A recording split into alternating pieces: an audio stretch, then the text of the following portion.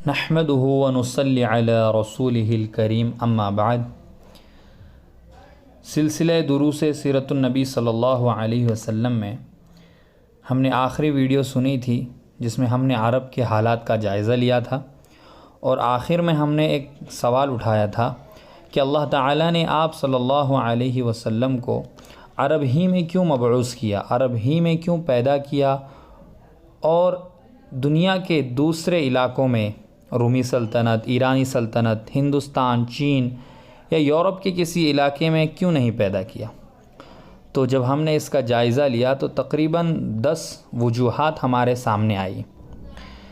ہم نمبر وار ان کو بیان کریں گے۔ تو سب سے پہلی وجہ یہ ہے کہ قرآن کی آیت ہے سورۃ الانعام کی آیت نمبر 124، اللہ اعلم حیث یجعل رسالتہ، کہ اللہ تعالیٰ زیادہ جانتا ہے کہ اس کی رسالت کہاں اور کس کے حوالے کرنی ہے۔ تو سب سے پہلی بات یہ ہے کہ اللہ تعالیٰ کی مرضی ہے اور اللہ تعالیٰ کا فیصلہ ہے، اور اللہ تعالیٰ کا فیصلہ حکمتوں سے بھرا ہوتا ہے۔ چنانچہ آگے جو ہم وجوہات بیان کریں گے وہ اللہ تعالیٰ کی حکمت کے تحت ہی ہے۔ تو دوسری وجہ جو آپ صلی اللہ علیہ وسلم کو عرب میں بھیجنے کی ہوئی وہ عرب کا جغرافیہ ہے۔ جغرافیائی اعتبار سے عرب دنیا کے نقشے میں دیکھا جائے تو بالکل سینٹرل میں، بیچ میں ہے، جہاں سے دین کی دعوت اور اس کا پیغام ساری دنیا کو آسانی سے پہنچایا جا سکتا ہے، اس لیے کہ ایک طرف تو وہ ایشیا کا حصہ ہے تو دوسری طرف بر اعظم افریقہ اور اس کے بعد یورپ بھی اس کے قریب ہی ہے۔ تیسری وجہ یہ ہے کہ عرب میں لسانی وحدت تھی، یعنی سارے عرب میں ایک ہی زبان عربی بولی جاتی تھی، اگرچہ اس میں لہجوں کا اور تھوڑا بہت اختلاف تھا، لیکن پھر بھی تمام عرب ایک ہی زبان یعنی عربی زبان بولتے تھے، اور ایک ہی زبان کا سارے ملک میں چلنا دعوت اسلام اور دین کی تعلیمات کے تیزی سے پھیلنے میں بہت اہم کردار ادا کرتا ہے۔ چنانچہ ایسا ہی ہوا کہ جب آپ صلی اللہ علیہ وسلم کی دعوت اٹھی تو بہت جلد سارے عرب میں پھیل گئی، جبکہ دوسرے ملکوں کا اگر جائزہ لے تو ہر چند کلومیٹر پر زبان بدل جاتی ہے۔ ہمارا ہندوستان ہی اس کی ایک مثال ہے، اگر زبان ایک ہو تو ایک ہی بات تمام لوگوں تک جوں کی توں پہنچتی ہے، ورنہ ایک زبان کی بات دوسری زبان میں منتقل کرنے کی وجہ سے کما حقہ وہ اپنا اثر نہیں دکھاتی اور اس کا معنی بھی ادا نہیں ہوتا ہے۔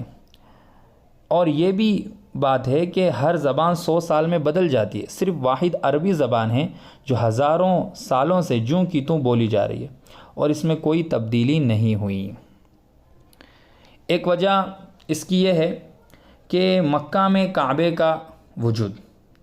عرب میں آپ صلی اللہ علیہ وسلم کو بھیجنے کا ایک سبب مکہ میں کعبے کا وجود تھا، اور ابراہیم علیہ السلام نے کعبے کو تعمیر کرتے وقت دعا کی تھی کہ اللہ تعالیٰ آپ صلی اللہ علیہ وسلم کو عرب ہی میں پیدا کرے۔ چنانچہ ابراہیم علیہ السلام کی دعا ہے، ربنا وابعث فیہم رسولا منہم، اے ہمارے رب ان لوگوں میں یعنی عربوں میں انہی میں سے ایک رسول بھیجنا، اور یہ دعا قبول ہوئی اور آپ صلی اللہ علیہ وسلم عرب میں بھیجے گئے۔ اور اس وجہ سے بھی کہ کعبہ کی زیارت کرنے اور حج کی عبادت کے لیے سارے ملک سے جو عرب تھے وہ لوگ جو ہے کعبے کے پاس پہنچتے تھے، تو ان لوگوں کے ذریعے ان کے علاقوں تک دعوت کا پہنچانا آسان تھا۔ چنانچہ آپ صلی اللہ علیہ وسلم بعثت کے بعد حج کے دنوں میں حاجیوں کے قافلوں کو بھی اسلام کی دعوت دیتے تھے،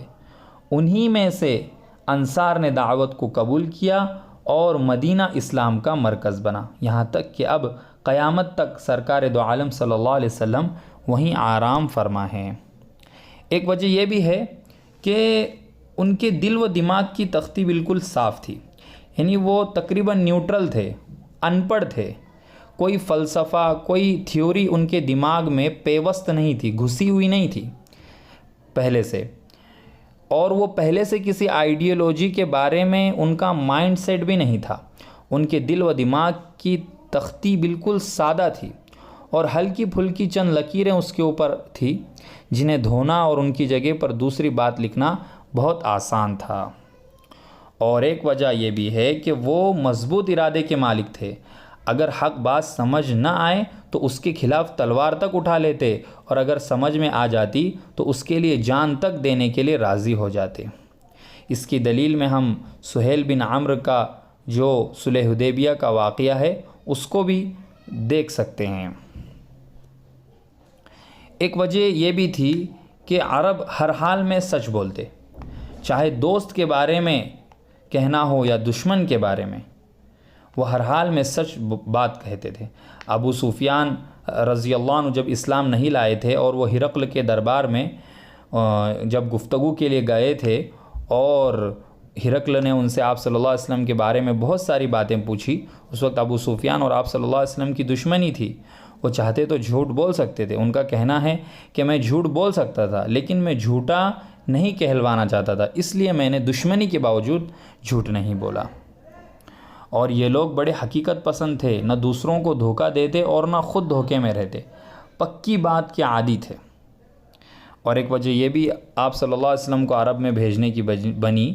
کہ عرب کے لوگ عیش پسند اور آرام طلب نہیں تھے، بلکہ ریگستان کی زندگی نے انہیں سخت محنت کرنے والا اور مصیبتوں اور تکلیفوں کو جھیلنے کا عادی بنایا تھا، جس کی ضرورت دین کو ساری دنیا میں پھیلانے کے لیے بہت زیادہ ہے، اور یہ لوگ سادہ زندگی گزارنے کے بھی عادی تھے۔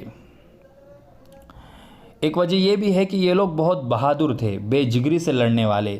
گھوڑوں کی پیٹھ پر زیادہ وقت گزارنے والے تھے، جنگ و لڑائی کے یہ لوگ عاشق تھے۔ اور ایک وجہ یہ بھی تھی کہ یہ لوگ آزاد مزاج تھے، انہوں نے کبھی کسی کی غلامی نہیں کی تھی، اس لیے وہ اپنی سمجھ میں آنے والی بات کو لوگوں کے سامنے رکھنے سے نہ ڈرتے تھے۔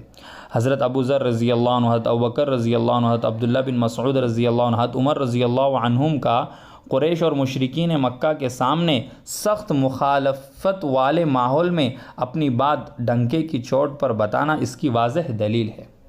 چنانچہ ان سب وجوہات کی بنا پر اللہ تعالیٰ نے آپ صلی اللہ علیہ وسلم کو عرب میں بھیجا۔